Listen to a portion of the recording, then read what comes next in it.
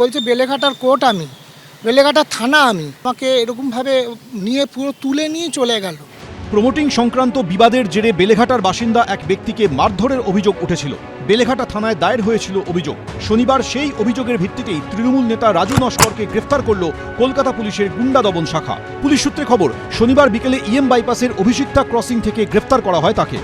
সম্প্রতি অভিযোগ দায়ের হয় এই রাজু নস্করের বিরুদ্ধে, যেটা হচ্ছে রাজু নস্কর এবং তার দলবল মিলে এক ব্যক্তি অভিযোগ করে প্রমোটিং সংক্রান্ত বিবাদ এবং তাকে বাড়ি থেকে তুলে নিয়ে যাওয়া হয়, তাকে মারধর করা হয়, হেনস্থা করা হয়। পরবর্তীকালে বেলেঘাটা থানায় তার রাজু নস্কর এবং তার সঙ্গীদের বিরুদ্ধে অভিযোগ দায়ের হয় এবং সেই অভিযোগের পর আজকে বিকেলবেলা 5:30টার সময় অভিষিক্তার কাছ থেকে গাড়ি থামিয়ে রাজু নস্করকে সেখান থেকে গ্রেপ্তার করেছে পুলিশ। রাজু নস্করের বিরুদ্ধে একটা অভিযোগ জমা পড়েছিল, নির্দিষ্ট অভিযোগ পড়েছিল। অভিযোগকারী বলেছিলেন যে তাকে নানাভাবে শারীরিকভাবে হেনস্থা করা হয়েছে, ভয় দেখানো হয়েছে, তার পরিবারের লোককেও শারীরিকভাবে আঘাত করা হয়েছে। নির্দিষ্ট কেস হয়েছিল, আমরা কেস রুজু করে তদন্ত করছিলাম। আজকে বিকেলের দিকে অভিষিক্তা ক্রসিংয়ের থেকে তাকে অ্যারেস্ট করা হয়েছে। সুকমল দেবনাথের দাবি, বেলেঘাটার একটি বাড়িতে 75 বছর ধরে ভাড়ায় রয়েছে তার পরিবার। 4 ফেব্রুয়ারি রাতে রাজু নস্কর ও তার দলবল তার বাড়িতে চড়াও হয়। বাড়ি ছেড়ে দেওয়ার জন্য হুমকি দেওয়া হয় বলে অভিযোগ করেছেন তিনি। 5 ফেব্রুয়ারি বেলেঘাটা থানায় তৃণমূল নেতা রাজু নস্কর ও তার কয়েকজন সঙ্গীর বিরুদ্ধে অভিযোগ দায়ের করেন তিনি। 4 তারিখে হঠাৎ করে এসে প্রায় 50-60 জনের মতো এসছে, উনি এসছেন, রাজু নস্কর এসছেন, এসে বলছে রাত্রিবেলা বলছে এখানে প্রমোটিং করব। আমি বলেছি আমি তো ঘর মাপতে দেবো না, আমি ঘর মাপতে দেবো না, আপনারা যে বাড়িওয়ালা হয়েছেন তার কাগজপত্র দেখান, আমি উকিলকে দেখাবো। বলছে বেলেঘাটার কোর্ট আমি, বেলেঘাটার থানা আমি, আমাকে এরকমভাবে নিয়ে পুরো তুলে নিয়ে চলে গেল। যদিও এই অভিযোগ অস্বীকার করেছিলেন রাজু নস্কর।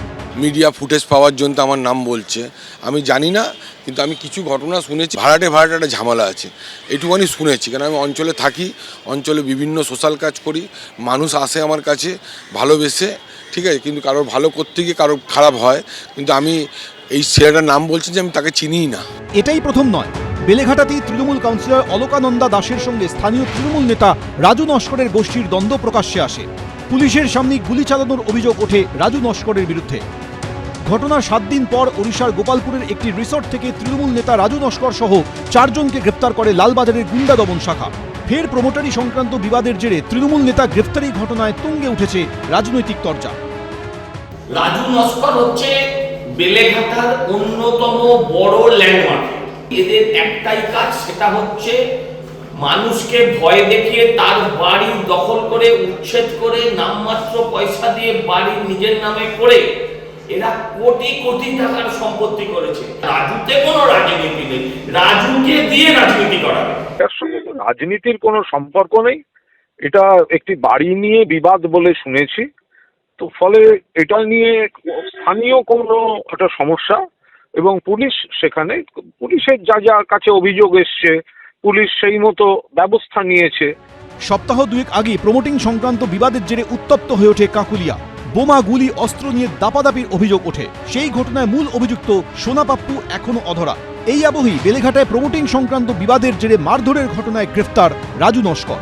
পার্থপ্রতিম ঘোষ, আবির দত্ত, সুকান্ত মুখোপাধ্যায়, এবিপি আনন্দ, কলকাতা। আমি তাহলে সরকারি কাজ করছি, সেই সরকারি কাজে বাধা দেওয়া মানে তার কি করতে হবে? এর জন্য আশিস সাহেবের শাস্তি পাওয়া উচিত। মায়ের মৃত্যুর পর তাঁর চক্ষু দান করে কারো চোখের দৃষ্টি ফেরাতে চেয়েছিলেন, আর এই মহৎ কাজ করতে গিয়েই ভয়াবহ অভিজ্ঞতার সাক্ষী হতে হয়েছে কৃষ্ণনগরের বাসিন্দা আমির চাঁদ শেখকে। হেনস্থার মুখে পড়তে হয়েছে। অভিযোগ, পুলিশের সামনেই পরিবারের সদস্যদের মারধর করা হয়েছে। পরে তাঁকেই গ্রেফতার করেছে পুলিশ।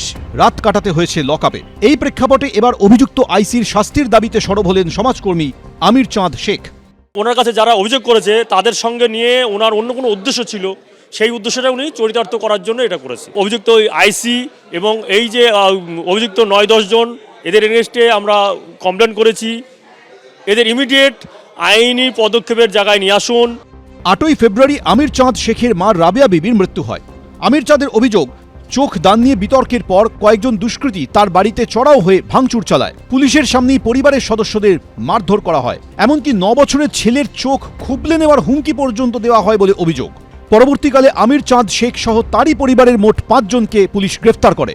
শেষে মুর্শিদাবাদ মেডিকেল কলেজ ও হাসপাতালের আই ব্যাংকের ইস্যু করা সার্টিফিকেট সামনে আসে। দেখা যায় সেখানে উল্লেখ করা রয়েছে কৃষ্ণনগরের বাসিন্দা প্রয়াত রাবেয়া বিবির কর্নিয়া দৃষ্টিহীনদের জন্য দান করা হয়েছিল।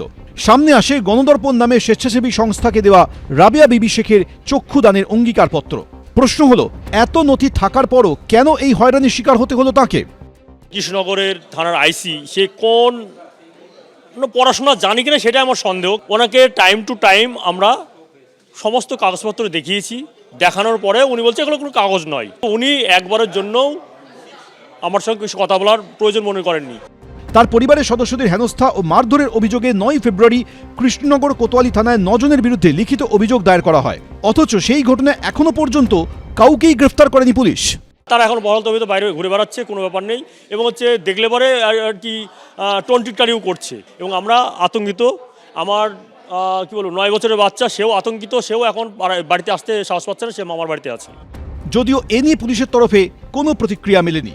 শনিবার কলকাতার প্রেস ক্লাবে সমাজকর্মী আমির চাঁদ শেখ ও তার পরিবারকে গ্রেফতারি প্রতিবাদে এবং নিঃশর্ত মুক্তির দাবিতে প্রতিবাদ সভা আয়োজন করে পশ্চিমবঙ্গ বিজ্ঞান মঞ্চ, গণদর্পণ ও জনস্বাস্থ্য উদ্যোগ সমন্বয় মঞ্চ। সেখানে উপস্থিত ছিলেন জামিনপ্রাপ্ত সমাজকর্মী। ঐশী মুখোপাধ্যায় রিপোর্ট, এবিপি আনন্দ, কলকাতা। এবিপি আনন্দ, এগিয়ে থাকে, এগিয়ে রাখে।